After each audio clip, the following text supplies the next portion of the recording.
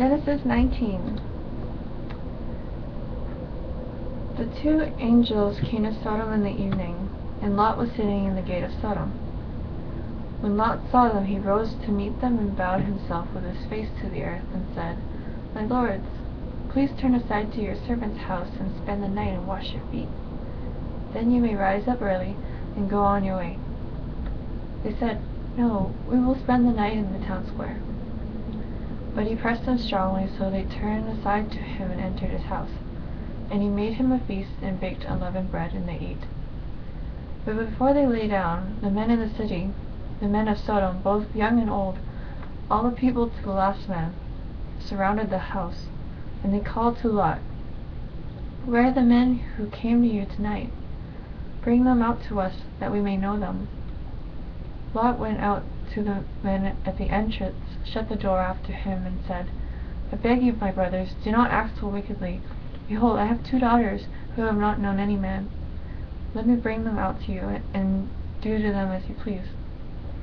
Only do nothing to these men, for they have come under the shelter of my roof." But they said, "Stand back." And they said, "This fellow came to sojourn, and he has become the judge. Now we will deal worse with you than with them." Then they pressed hard against the man Lot, and drew near to break the door down.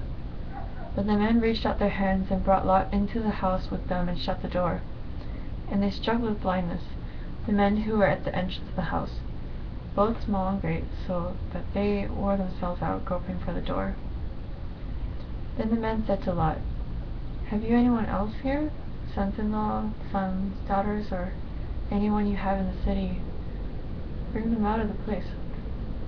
For we are about to destroy this place, because the outcry against its people has become great before the Lord, and the Lord has sent us to destroy it."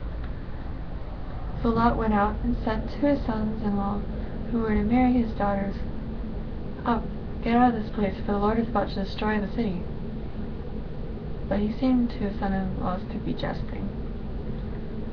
As morning dawned, the angel urged Lot, saying, "Up, take your wife and your 2 daughters who are here, lest you be swept away in the punishment of the city." But he lingered.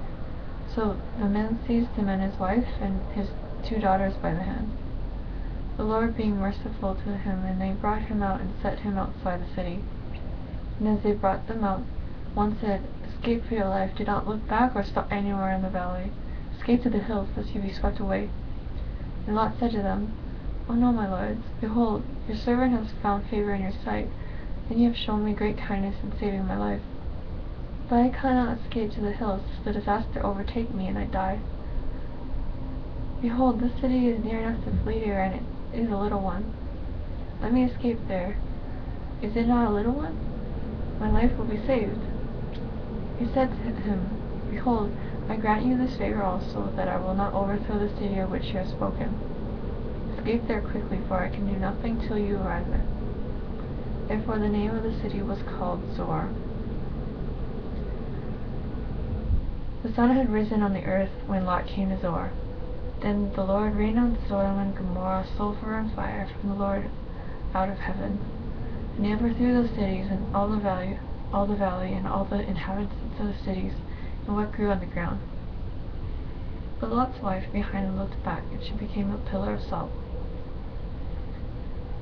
And Abraham went early in the morning to the place where he had stood before the Lord, and he looked down toward Sodom and Gomorrah, and toward all the land of the valley. And he looked, and behold, the smoke of the land went up like the smoke of a furnace. So was that. When God destroyed the cities of the valley, God remembered Abraham and sent Lot out of the midst of the overthrow, when he overthrew the cities in which Lot had lived.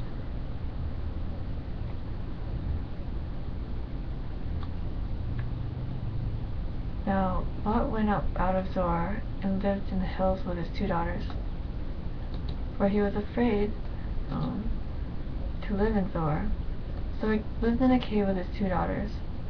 And the firstborn said to the younger, "Our father is old, and there is not a man on earth to come in to us after the manner of all the earth. Come, let us make our father drink wine, and we will lie with him, that we may preserve offspring from our father." So they made their father drink wine that night. And the firstborn went in and lay with her father. He did not know when she lay down or when she arose. The next day the firstborn said to the younger, Behold, I lay last night with my father. Let us make him drink wine also. Then you will go in and lie with him, that we may preserve offspring for our father. So they made their father drink wine that night also.